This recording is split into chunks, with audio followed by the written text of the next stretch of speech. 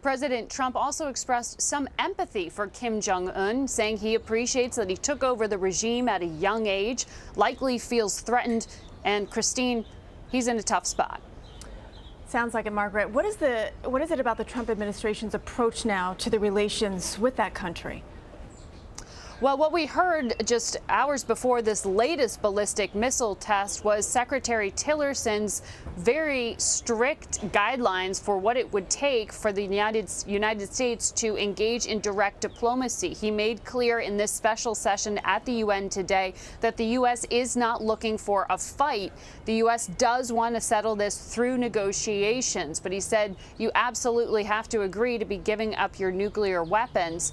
And he also sketched out what he said was a strategy to force Kim Jong-un to the negotiating table. He asked for more sanctions to be put on North Korea's already struggling economy. He even went so far as to say that companies that even hire cheap North Korean labor need to stop doing so. You need to cut off all coal sales to them. He suggested that all other countries follow the lead of the United States and cut down their level of diplomatic relations. And he really, interestingly, ratcheted up some pressure here on countries like China, who continue to trade with North Korea, saying that you too may face punishment if you don't follow our lead here. You know, in terms of the State Department, Margaret, there are some reports that Secretary Tillerson plans to implement President Trump's order to reverse the expansion of the State Department under President Obama. What do we know about those potential cuts?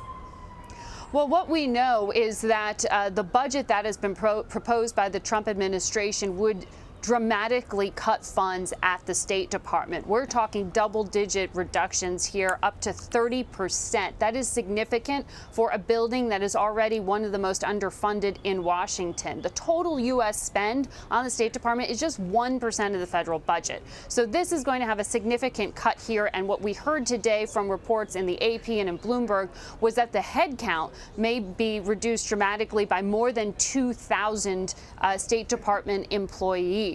So this is really not only belt tightening, but it is a winnowing down of America's diplomatic forces. And what is so interesting here is that this news report comes on the very same day that America's chief diplomat, the Secretary of State, said that diplomacy is our first choice here, that America should be negotiating its way out of potential conflict with North Korea. So while he's saying that needs to be America's first foot forward, he's now cutting back on the number of diplomats who actually work for the United States government and who would theoretically be the ones to lead those negotiations. So it's not clear exactly what the Trump administration envisions in terms of who would be leading these potential talks in the future. Margaret Brennan at the White House, thank you.